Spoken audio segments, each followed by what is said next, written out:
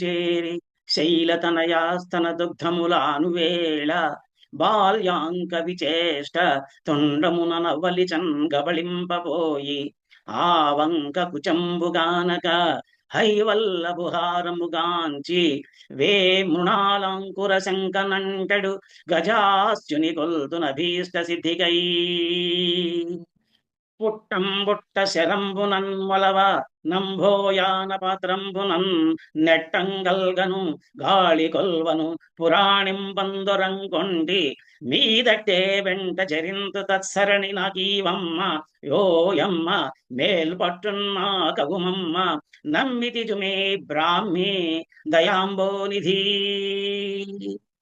నమ శివాభ్యాం నవయౌవనాభ్యాం పరస్పరాశ్లిష్టవపుర్ధరాభ్యాం నగేంద్రకన్యాం వృషకేతనాభ్యాం నమో నమ శంకర పార్వతీభ్యాం గురుపాఠీనమవై జలగ్రహమవై కోలంబవై శ్రీనృకేసరి వై భిక్షుడవై హయాననుడవై ష్మాదేవతాభర్తవై ధరణీనాథుడవై దయాగుణ గణోదారుండవై లోకముల్ పరిరక్షించిన నీకు మృకెదను ఇలా భారంబు వారింపవే కృష్ణద్వైపాయనం వ్యాసం సర్వలోకహితే రతం వేదాబ్జ భాస్కరం వందే శమాది నిలయం మునిం అఖండ మండలాకారం వ్యాప్తం యేన చరాచరం తత్పదం దర్శితం యేన తస్మై శ్రీ గురవే నమః. ఓం శ్రీ మహాగణాధిపతయే నమః. శ్రీ మహాసరస్వత్యై నమః. శ్రీ ఉమామహేశ్వరాయై నమః. శ్రీకృష్ణ పరబ్రహ్మణే నమః. శ్రీ గురుభ్యో నమః. మాతృదేవో భవ, పితృదేవో భవ, ఆచార్యదేవో భవ, అతిథిదేవో భవ. శ్రీ వినాయక శ్రీవాణి శ్రీలతల్లి శ్రీగిరితనయ శ్రీకంఠ శ్రీనివాస పంకజాసన మిముదొల్త ప్రస్తుతించి వ్రాయభూనితి భక్తితో పద్యములను గీతకారుడు నుడివిన గీత పైన. అందరికీ నమస్కారం. నా భగవద్గీత యూట్యూబ్ ఛానల్కి మీకందరికీ సుస్వాగతం. కిందటి భాగంలో మనం శ్రీమద్ భగవద్గీత 9వ అధ్యాయమైనటువంటి రాజవిద్య రాజగుహ్య యోగంలో 13వ శ్లోకం వరకు తెలుసుకున్నాం. ఈ భాగంలో 14వ శ్లోకం నుంచి మరికొన్ని శ్లోకాలకి అర్థ వివరాలు తెలుసుకుందాం. ఇంతవరకు ఈ అధ్యాయంలో ఏం జరిగిందనేది ఒకసారి మనం చూసుకున్నట్టయితే, శ్రీకృష్ణ పరమాత్మ అర్జునుడితోటి ఎలా చెప్తున్నాడు, అర్జున, గుహ్యతమైనటువంటి బ్రహ్మజ్ఞానాన్ని అనుభవ జ్ఞాన సహితంగా అంటే ఉపాసనా సహితంగా అసూయలైనటువంటి నీకు నేను ఉపదేశిస్తున్నాను. దీన్ని గనక నువ్వు గ్రహించినట్టయితే అశుభకరమైనటువంటి సంసార బంధనాల నుంచి నీకు విముక్తి లభిస్తుంది. ఈ బ్రహ్మ విద్య అతి రహస్యమైనది, శ్రేష్టమైనది, పవిత్రమైనది, ఉత్తమమైనది, సాక్షాత్తు ఫలితం ఇచ్చేది, ధర్మం తప్పనిది, సాధన చేయడానికి చాలా సులభమైనటువంటి, వినాశమైనది, నాశరహితమైనది. అర్జున, విశ్వాసరహితులైన పురుషులు బ్రహ్మజ్ఞానం అనే ఈ ధర్మంలో నన్ను పొందకుండా మృత్యురూపమైనటువంటి సంసార మార్గానికే మరలి వెళ్ళిపోతున్నారు.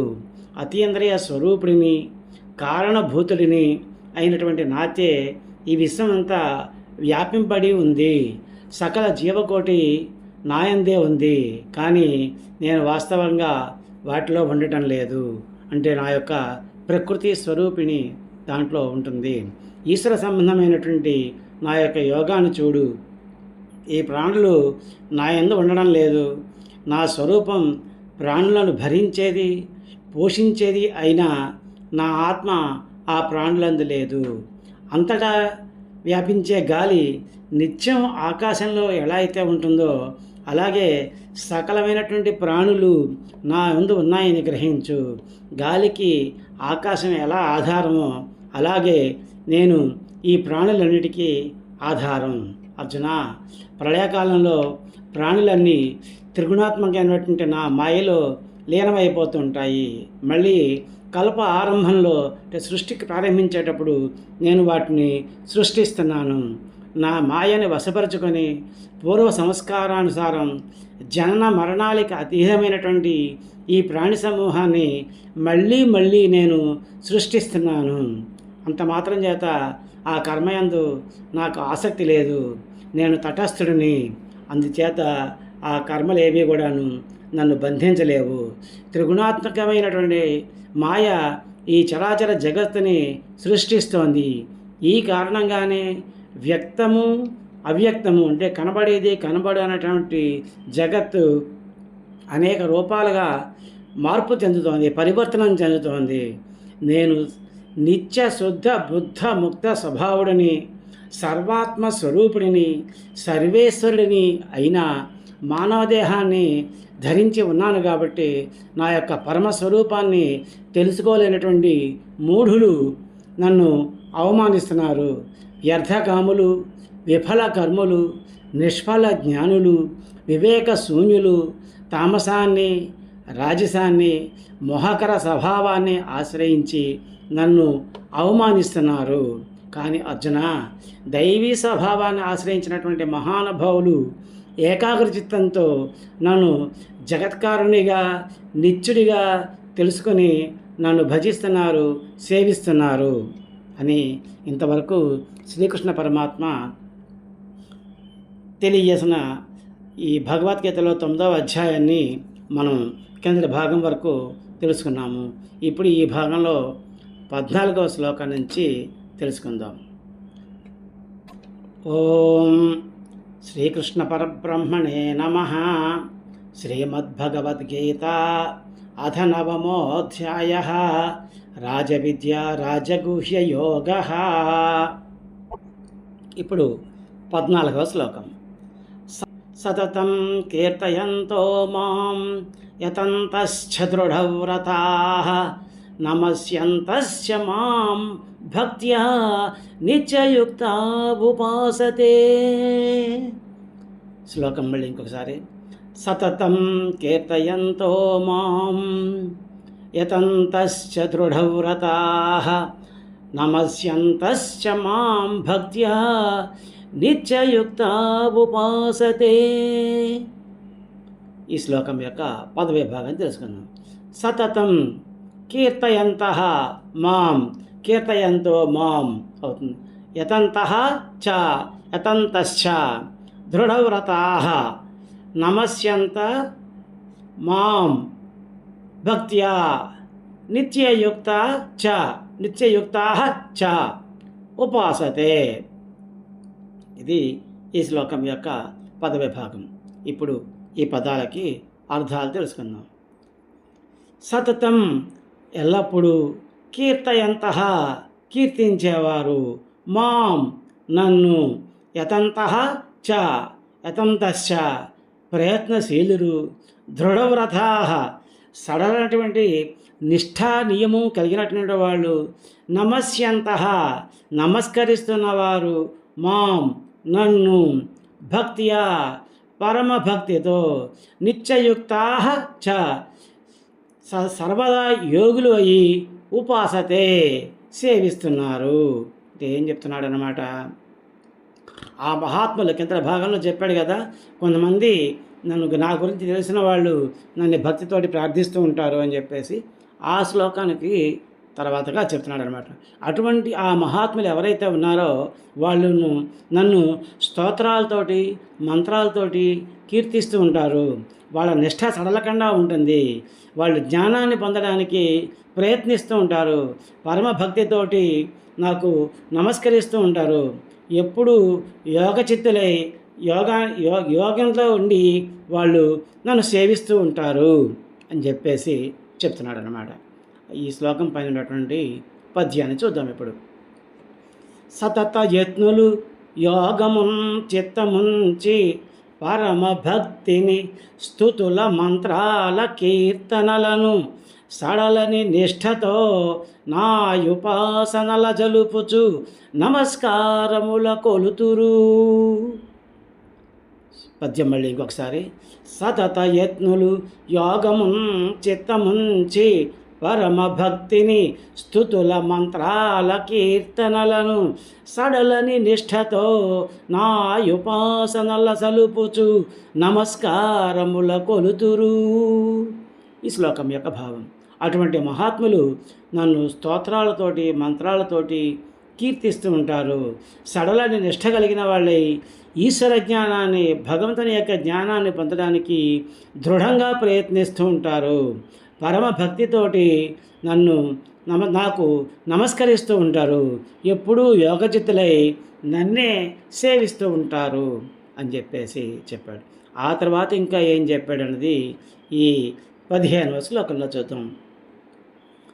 జ్ఞానయజ్ఞేన చాప్యన్యే యజంతో మముపాసతే ఏకత్వేన పృథక్త్వేన బహుధా విశతో ముఖం.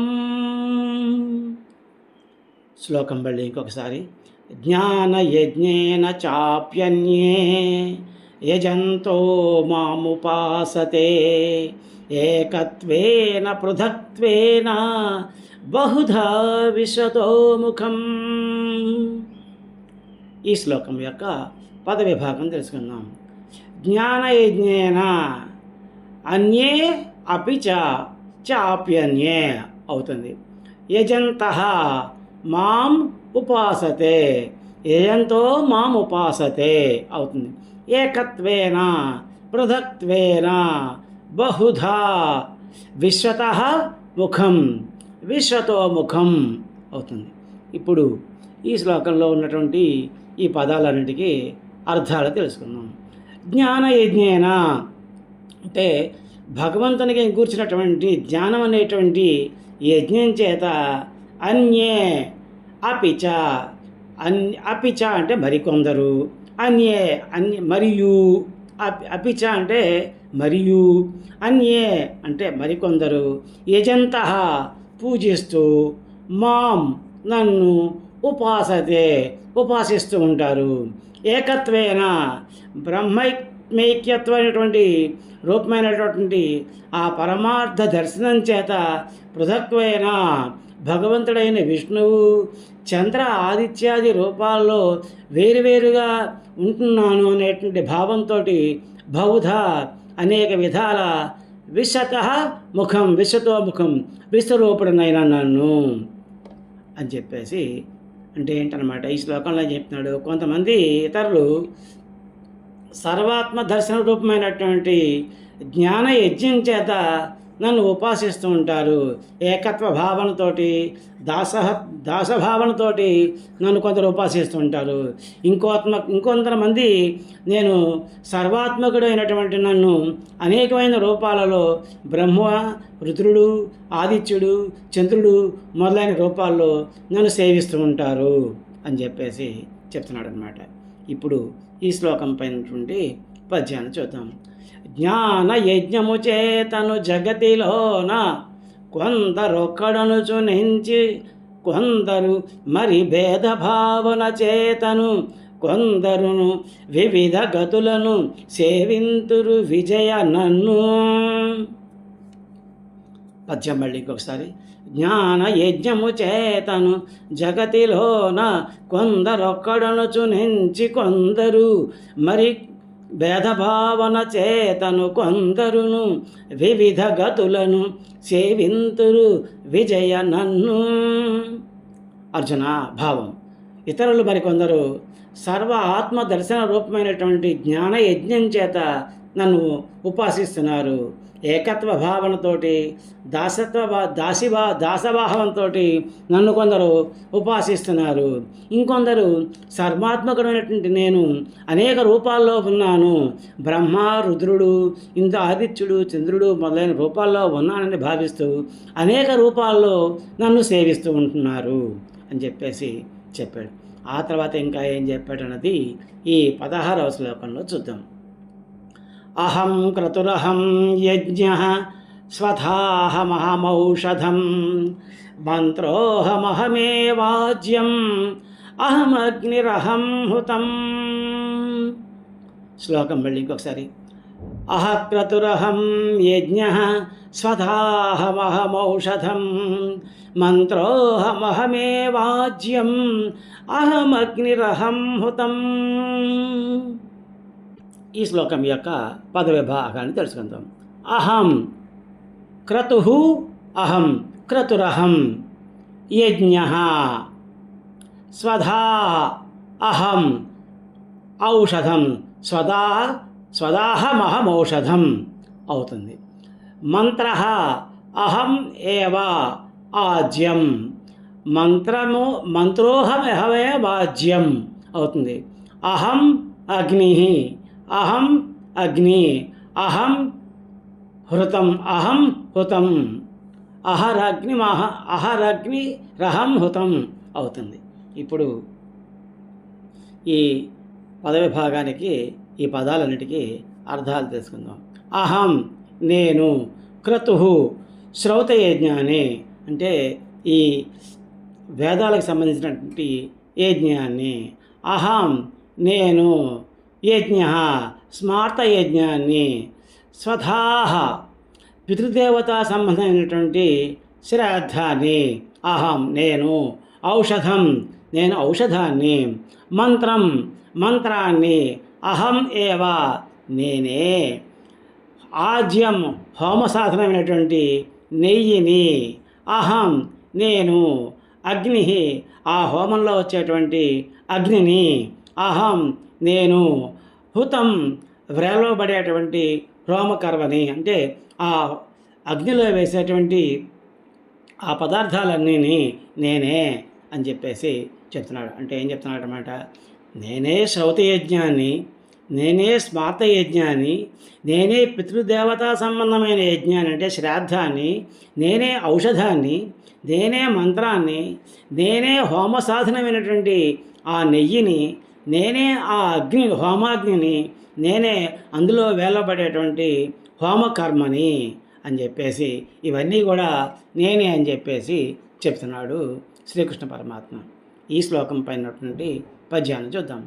శ్రౌత యజ్ఞమును మరియు స్మార్త యజ్ఞమును హుతము నేనే, ఔషధమునిక మంత్రమాజ్యమున్ స్వధయును నేనే, మరియు నగ్ని పుణ్యకర్మలన్నీయు నేనే పూత చరిత.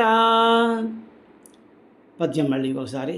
శ్రౌత యజ్ఞమును మరియు స్మార్త యజ్ఞమును హుతము నేనే, ఔషధమునిక మంత్రమాజ్యమున్ స్వధయును నేనే, మరియు నగ్ని పుణ్యకర్మలన్నీయు నేనే పూత చరిత. ఈ శ్లోకం యొక్క భావం. శ్రౌత యజ్ఞం అంటే వేదాల ద్వారా చేసే యజ్ఞము, స్మార్త యజ్ఞము శ్రాద్ధకర్మ, ఔషధం, మంత్రం, హోమంలో వేసేటువంటి ఘృతం అంటే నెయ్యి, ఆ హోమంలో ఉన్నటువంటి అగ్నిని, ఆ హవన క్రియని, ఇవన్నీ ఈ పుణ్యకర్మలన్నిటి కూడాను నేనే సుమా అని చెప్పేసి శ్రీకృష్ణ పరమాత్మ చెప్పాడు. ఆ తర్వాత ఇంకా ఏం చెప్పాడు అన్నది ఈ 17వ శ్లోకంలో చూద్దాం. పితాహమస్య జగతో మాతా ధాతా పితామహః వేద్యం పవిత్రమోంకార రుత్సామయజరేవ చ. మళ్ళీ ఇంకొకసారి శ్లోకం. పితాహమస్య జగతో మాతా ధాతా పితామహః వేద్యం పవిత్రమోంకార రుత్సామయజురేవ చ. ఈ శ్లోకం యొక్క పదవిభాగం తెలుసుకుందాం. పితాం అహం అస్య పితాహమస్య జగతః మాతా జగతో మాతా ధాతా పితామహః వేద్యం పవిత్రం ఓంకారః వేద్యం పవిత్రమోంకారః రుక్ సామ యజుః ఏవచ రుక్ సామ యజురేవచ అవుతుంది. ఇప్పుడు ఈ శ్లోకం యొక్క ఈ పదాలన్నిటికీ, ఈ శ్లోకంలో ఉన్నటువంటి ఈ పదాలన్నిటికీ అర్థాలు తెలుసుకుందాం. పితాం అంటే తండ్రిని, అహం నేను, నేను అస్య ఈ యొక్క జగత్తుకి, ఈ జగత్తుకంతకి కూడాను నేను తండ్రిని, మాత తల్లిని కూడాను, ధాత ఆ జీవుల యొక్క కర్మలకి ఇవ్వాల్సినటువంటి ఫలాన్ని ఇచ్చేటువంటి ఆ కర్మ ఫలదాతని కూడా నేనే, పితామహ ఈ జీవులంటికి కూడాను తాతను కూడా నేనే, వేద్యం తెలుసుకోదగిన వాడిని, పవిత్రం పవిత్రమైనటువంటి, ఓంకార ప్రణవాన్ని, ఋక్ సామ యజుహు ఏవచ ఋగ్వేదము సామవేదము యజుర్వేదాన్ని కూడా నేనే అయి ఉన్నాను అని చెప్పేసి చెప్తున్నాడు అనమాట. ఏం చెప్తున్నాడు అనమాట, ఈ జగత్తంతకీ కూడాను నేను తండ్రిని, తల్లిని, కర్మఫలాలన్నింటినీ దానం ఇచ్చేవా, కర్మఫలాలన్నింటినీ వాళ్ళకి వసగేవాడిని, తాతని తెలుసుకోదగిన వాడిని, పవిత్రమైనటువంటి ఓంకారాన్ని ప్రణవాన్ని, ఋగ్వేదము సామవేదము యజుర్వేదాన్ని కూడా నేనే అని చెప్పేసి చెప్తున్నాడు అనమాట.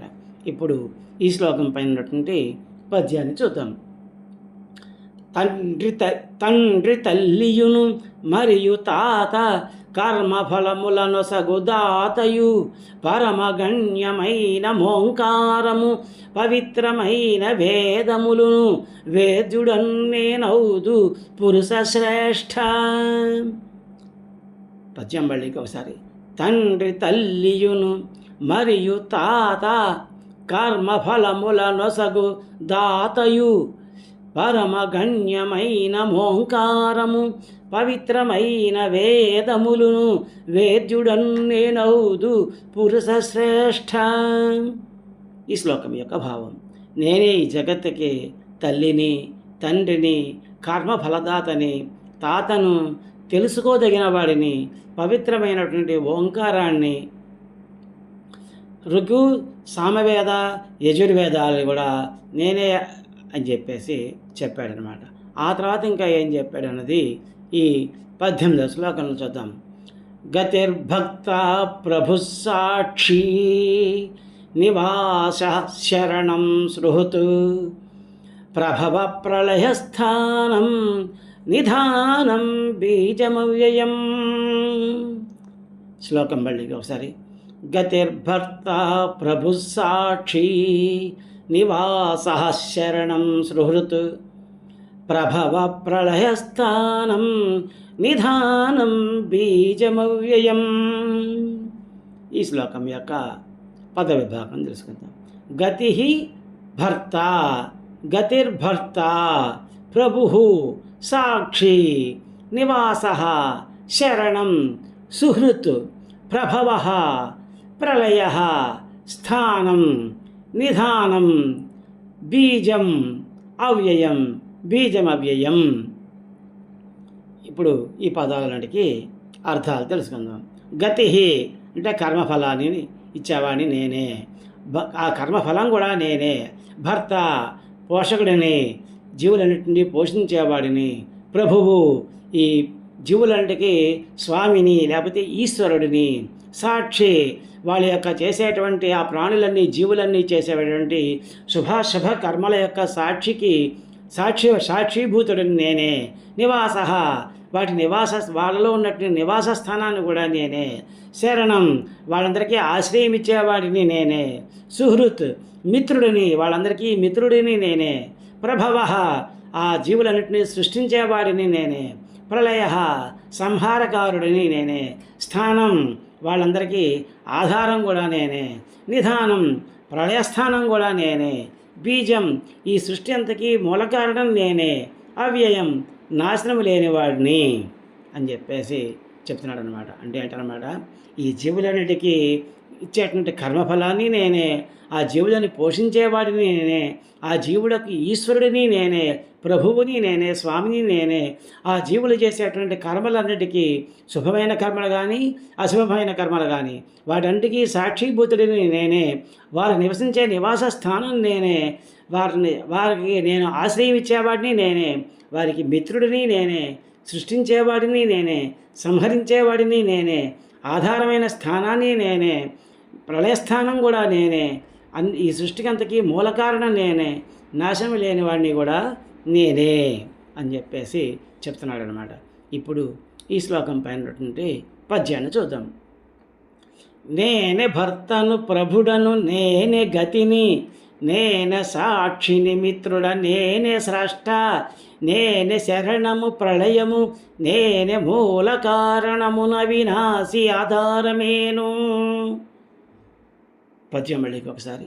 నేనే భర్తడు ప్రభుడను నేనే గతిని నేనే సాక్షిని మిత్రుడ నేనే స్రష్ట నేనే శరణము ప్రళయము నేనే మూల కారణము నవినాశి ఆధారమేను.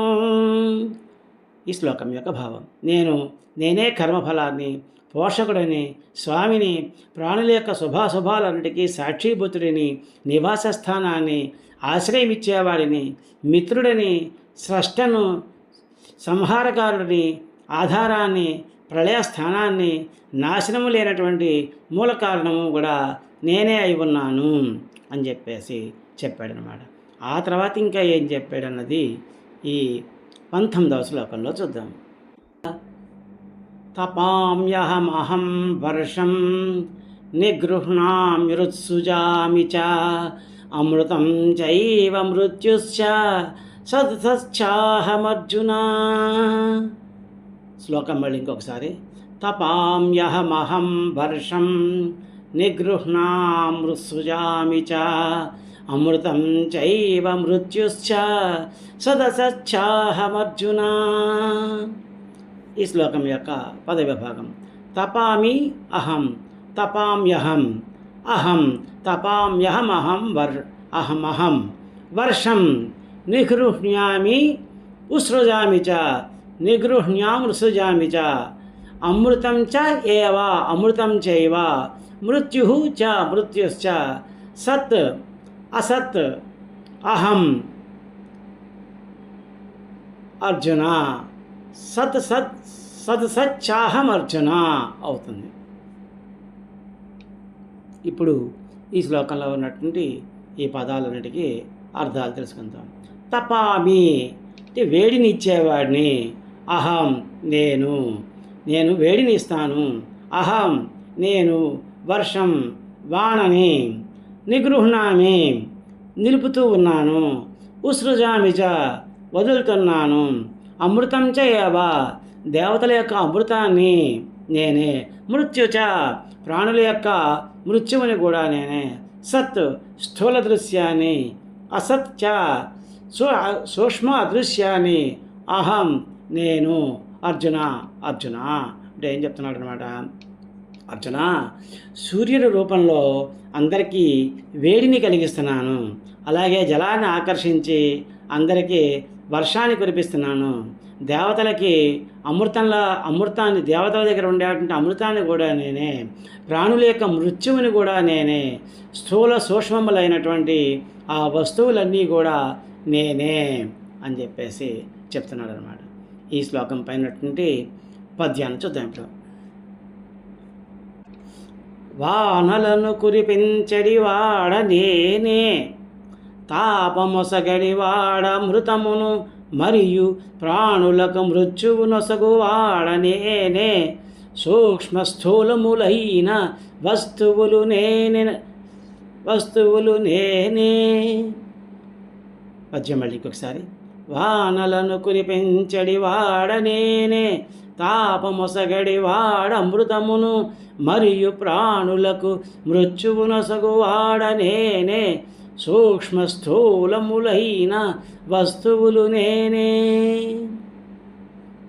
సూర్య రూపం అభావం అర్జున, సూర్యుని రూపంలో అందరికీ వేడిని కలిగిస్తున్నాను, అలాగే వర్షాన్ని కురిపిస్తున్నాను, దేవతల యొక్క అమృతం కూడా నేనే, ప్రాణుల యొక్క మృత్యువుని నేనే, స్థూల సూక్ష్మములైనటువంటి అన్ని వస్తువులు కూడా నేనే అని చెప్పేసి చెప్పాడు.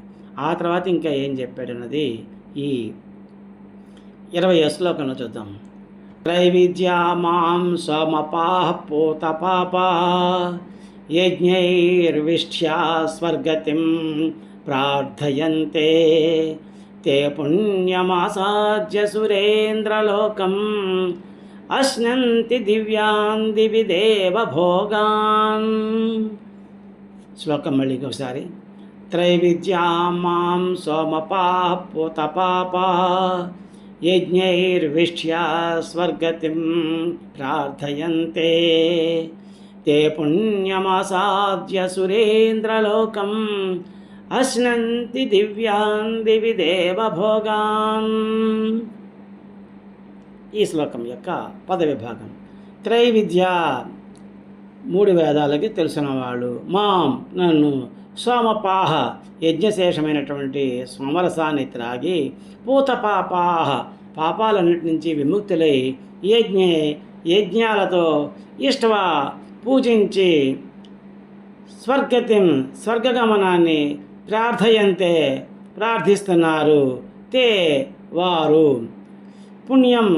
పుణ్యఫలదమైన ఆసాధ్య పొంది, సురేంద్రలోకం ఇంద్రలోకాన్ని, అశ్నంతి అనుభవిస్తున్నారు, దివ్యములైన దివి స్వర్గములో, దేవభోగాన్ దేవతాభోగాలను.